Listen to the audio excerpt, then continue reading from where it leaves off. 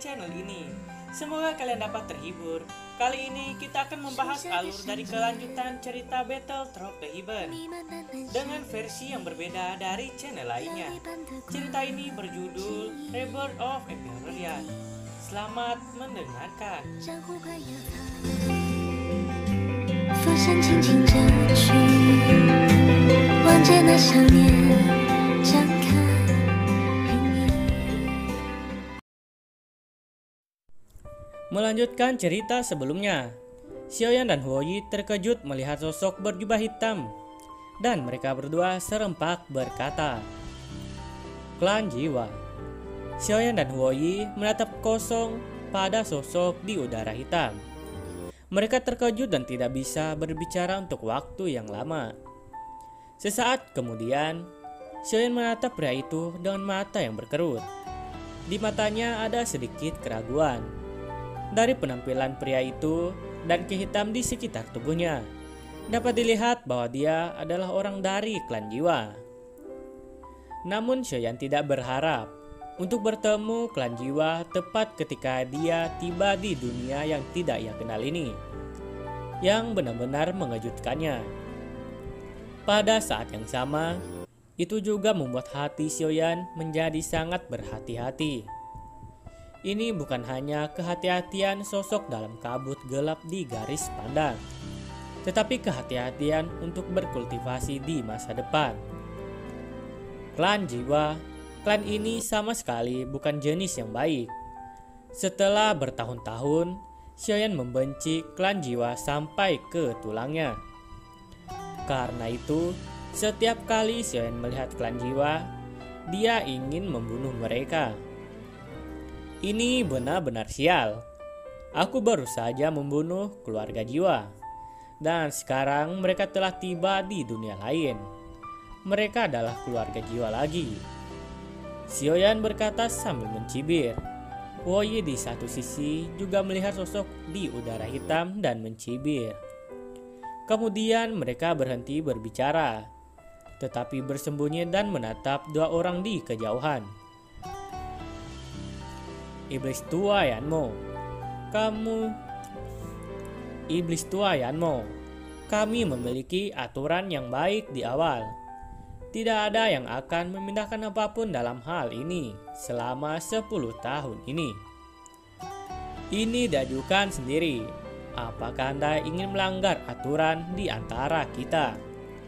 Sesaat kemudian, di bawah tatapan Xiaoyan, lelaki tua berbaju hijau itu akhirnya membuka mulutnya dan acuh tak acuh. Di sisi lain, 100 kaki jauhnya, sosok yang dikelilingi oleh udara hitam itu tidak bergerak sama sekali. Di wajah di bawah topeng, dia memandang lelaki tua di kejauhan dengan sedikit ejekan.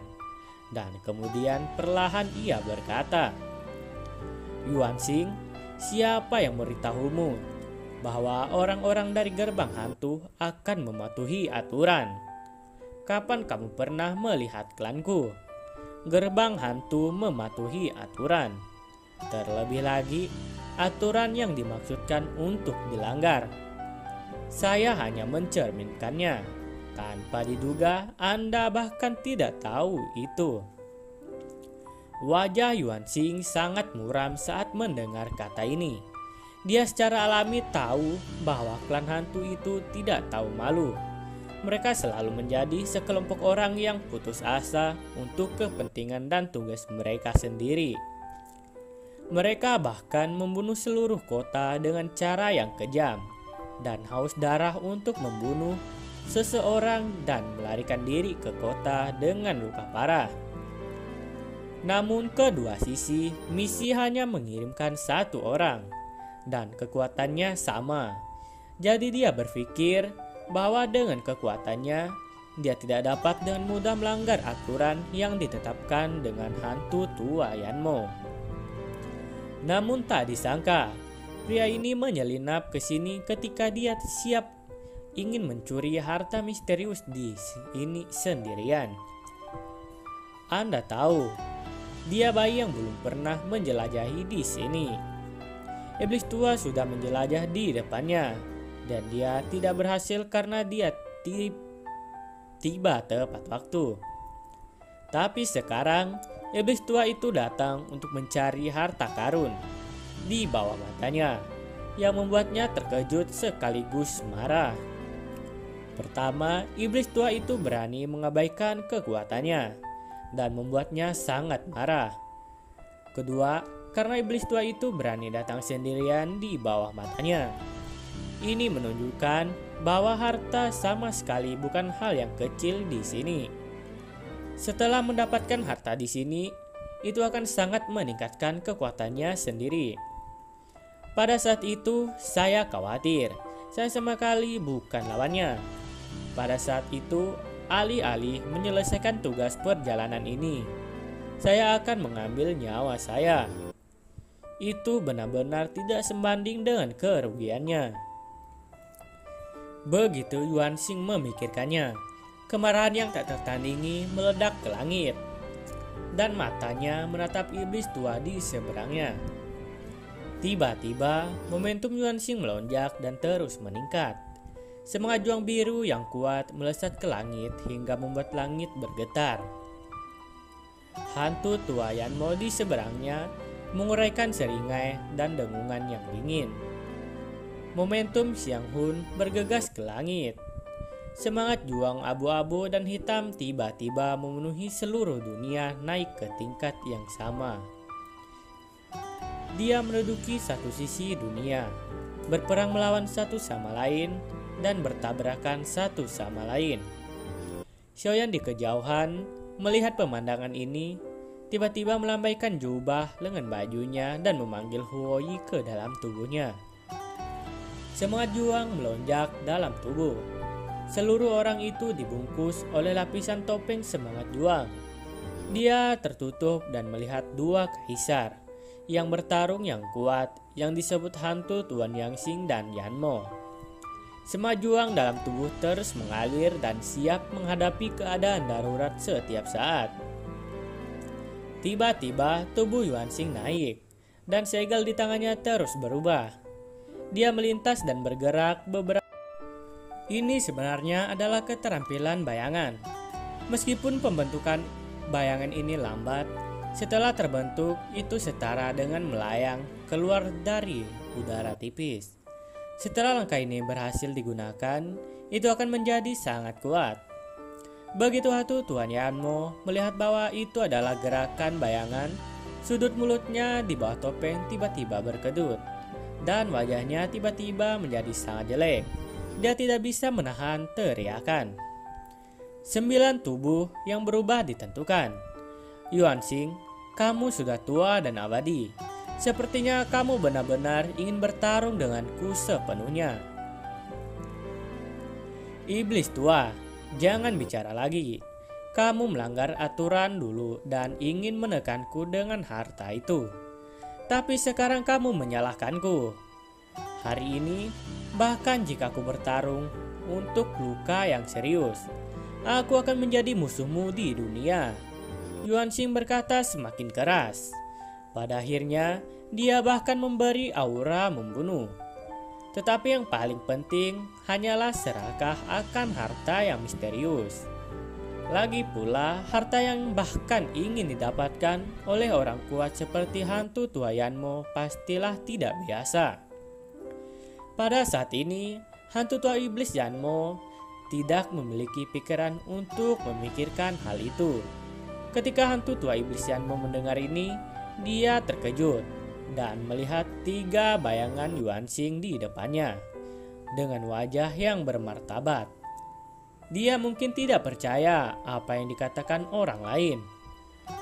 Lagi pula, begitu kekuatan mereka mencapai level mereka saat ini, kekuatan fisik mereka akan sangat kuat dan akan sulit untuk terluka parah. Belum lagi pembunuhan yang langsung. Sekarang kalimat ini dimulai dari Yuanxing yang mengatakannya, yang membuatnya memiliki untuk menimbangnya dengan hati-hati. Yuanxing yakin dia berani mengatakan kata-kata seperti itu. Hantu tua Yanmo tahu ini lebih baik daripada siapapun. karena dia dengan jelas melihat seorang pria kuat yang kekuatannya mirip dengan dirinya sendiri, atau bahkan lebih kuat dari dirinya. Di bawah gerakan yang sekarang dilakukan Yuan Xing, dia langsung dipukul dan dibunuh menjadi teriakan yang sangat panas, alias teriakan yang sangat menyakitkan. Dan bahkan tubuhnya tidak tertinggal. Meskipun harganya adalah Yuan Xing terluka parah, masih ada beberapa orang kuat di sekitar Yuan Xing pada waktu itu. Bahkan jika ada banyak orang di sisi yang dibom atau dibunuh, karena yang terkuat terbunuh, yang lain harus melarikan diri ke segala arah. Yuan Xing juga pulih beberapa bulan, kemudian tidak meninggalkan gejala sisa. Peristiwa ini membuat Yuan Xing terkenal sejak lama, dan Yuan Xing juga dikatakan sebagai orang kuat yang tak terkalahkan di level yang sama. Meskipun kita semua tahu bahwa kepindahan Yuan Xing menghabiskan banyak biaya dan sulit untuk mencapai hasil yang luar biasa di depan banyak orang. Pada saat yang sama, itu tetap di luar dan lagi pula dalam krisis jika dapat menukar hidup dengan biaya cedera serius Anda sendiri. Semua orang benar-benar bersedia, karena selama hidup masih bisa apa jadinya Anda bisa terluka. Dan alasan untuk semua itu, sekarang ia berdiri tegak kembali di hadapan hantu tua Yanmo, perwujudan dari 3 Yuan Xing. Serangkaian keterampilan bayangan yang dipraktikkan oleh Yuan Xing ini disebut 9 tekad transformasi tubuh. Keterampilan bertarung tingkat lanjut tingkat surga. Jika praktisi dapat melatihnya hingga puncak, dikatakan bahwa mereka bahkan dapat memadatkan bayangan di luar tubuh dengan kekuatan yang sama dengan tubuh aslinya. Dan avatar juga dapat melakukan keterampilan bertarung apapun yang dapat dilakukan oleh tubuh aslinya. Praktisi dapat memadatkan 9 bayangan di awal latihan. Bayangan memiliki setengah dari kekuatan tubuh aslinya. Ketika kultivasi mencapai puncak, 9 bayangan akan diintegrasikan dan akhirnya mengembun menjadi 3 bayangan dengan 2/3 kekuatan tubuh aslinya. Setelah bayangan 3 inkarnasi akan dibagi menjadi 9 dan 9 menjadi 1. Akhirnya bayangan yang ada di luar tubuh dengan kekuatan yang setara dengan tubuh asli yang dipadatkan. Selama tubuh asli tidak mati, tubuh bayangan yang akan tetap abadi dan tidak akan mati juga. Tubuh abadi dan bayangan adalah hal yang abadi. Ini mirip dengan keterampilan bertarung tingkat lanjut 3000 bayangan guntur yang diperoleh oleh Xiaoyan di benua Doqi. Dan penglihatan Xiaoyan, dia telah melihat misteri dari 3 bayangan. Ketika dia memikirkan 3000 ilusi guntur, hatinya tiba-tiba menjadi mendidih. Jika dia bisa mendapatkan apa yang disebut 9 keputusan transformasi, ditambah lagi dengan 3000 ilusi guntur di bawah bersamaan saling melengkapi dari keduanya, dia pasti akan meningkatkan keterampilan bertarung bayangannya. Dengan cara ini, bahkan di dunia, kaisar yang bertarung pasti hanya ada seperti semut. Dia harus bisa memiliki perlindungan diri. Memikirkan hal ini, mata Xiaoyan mengeluarkan sedikit cahaya dan menatap Yuan Xing di kejauhan. Avatar 9 belokan ini juga sulit ketika masing-masing avatar mengembun. Pertama, ambil batu kristal dengan atribut yang sama. Dengan tubuh asli sebagai dasar awal avatar, atas dasar ini terus memadatkan dan menyempurnakan dengan kekuatan jiwa, mengukir keterampilan yang dikembangkan oleh tubuh asli. Dan kemudian mengontrol avatar untuk menyerap energi langit dan bumi untuk memadatkan tubuh. Ini dapat dianggap sebagai menyempurnakan keberhasilan. Hanya ketika terus-menerus memadatkan avatar dengan sampai esensi tubuh asli sampai Anda dapat mengintegrasikan spar atribut dengan avatar ke titik integrasi yang sempurna. Adapun lamanya waktu yang dihabiskan selama periode itu sepenuhnya tergantung pada pikiran praktisi. Terlebih lagi, setiap kali avatar akan bergabung dan naik, itu akan memicu energi yang cukup besar. Avatar harus mematuhi kekuatan penghancur energi dan terus-menerus membaptis di bawah energi untuk membuat avatar lebih kokoh. Hanya dengan cara ini dapat dianggap sebagai benar-benar menyelesaikan integrasi dan kenaikan. Setelah setiap integrasi dan promosi, avatar akan secara mendairi membentuk energi yang sangat kejam di dalam tubuh seseorang dengan bantuan kekuatan penghancur Tianlai. Jika tubuh meledak, energi ini melawan musuh. Kekuatan avatar pada saat itu setara lebih dari setengah kekuatan ledakan dari tubuh asli. Meskipun gerakan ini sangat kuat, itu juga sangat mahal. Artinya setelah digunakan, tubuh akan terluka parah dan jatuh ke dalam situasi yang berbahaya. Jika tidak hati-hati, Xiaoyan bisa mati kapan saja jika menggunakan pertarungan yang seperti itu. Tetapi pada akhirnya, apakah avatar dapat menyelesaikan integrasi dan promosi tergantung pada kekuatan dari kekuatan jiwa tubuh asli.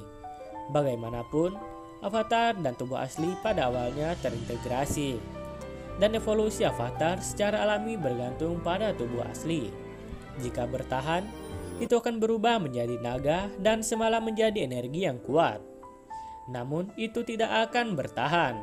Setidaknya avatar akan dihancurkan, jiwa akan rusak parah, dan pada saat yang sama jiwa akan dihancurkan berubah menjadi mayat berjalan yang dibantai.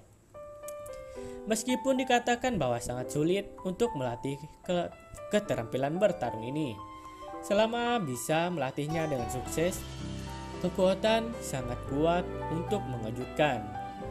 Ini hanya bisa dilihat dari serangan penuh Yuanxing dan pembunuhan langsung terhadap yang kuat di level yang sama. Jika Yuanxing menggunakan langkah ini untuk mengubah 9 untuk menyelesaikan iblis Yan, hantu tua itu secara alami tidak takut. Lagi pula ada beberapa penjaga di sampingnya, dan Yuanxing pasti memiliki beberapa keraguan di hatinya. Tetapi sekarang hanya ada dia dan Yuanxing. Tentu saja mereka tidak tahu keberadaan Xiaoyan. Jika tidak, Yuanxing tidak akan pernah menggunakan keterampilan bertarung ini yang hampir seperti berjudi dengan nyawanya sendiri di tempat ini. Hantu tua Yanmo sangat ingin mendapatkan harta surga dan bumi di dalam pegunungan ini. Tetapi dia takut diblokir oleh penemuan Yuanxing. Jadi dia adalah salah satunya yang datang kali ini. Dan yang lemah di bawahnya tidak. Jangan bawa mereka bersamanya. Tetapi menilai dari situasi saat ini, saya khawatir sulit untuk kembali hidup sendirian. Sepasang mata tua yang gelap di bawah topeng dan penuh semangat yang mengamati lingkungan di sekitar atas ke bawah. Ketika visi hantu tua iblis menyapu gunung di sebelahnya, matanya tiba-tiba menyala dan cahaya kejam melintas dari bagian bawah matanya. Kemudian dia menoleh dan menatap Yuanxing sambil tersenyum. Hantu tua Yuanxing, kamu benar-benar dapat membunuhku di sini dengan seluruh kekuatanmu. Tetapi, tidakkah kamu ingin tahu apa yang ada di sini? Kamu tidak perlu khawatir tentang itu. Selama aku membunuhmu di sini, semua harta surga dan bumi di gunung ini secara alami akan menjadi milikku. Lalu aku akan tahu apa harta itu. Adapun sekarang, saya menyarankan Anda untuk menghemat energi Anda dan mempersiapkan hadiah besar yang saya berikan kepada Anda. Mulut Yuanxing miring dan menembus dingin, dan kemudian berubah menjadi warna mengejek dari hantu tua iblis Yanmo. Apakah kamu benar-benar berpikir kamu bisa mendapatkan harta surga dan bumi di pegunungan ini selama kamu membunuhku? Itu sungguh konyol. Hantu tua iblis Yanmo mencibir pada Yuan Xing dan berkata dengan lemah. Di akhir kata-katanya seperti ada beberapa hal yang tidak dia katakan. Ketika dia hendak mengatakannya, dia secara paksa menarik kembali ucapannya. "Hah? Apa maksudmu?" tanya Yuan Xing sedikit ragu setelah mendengar ini. Bagaimanapun, dia masih mengerutkan kening dan bertanya-tanya.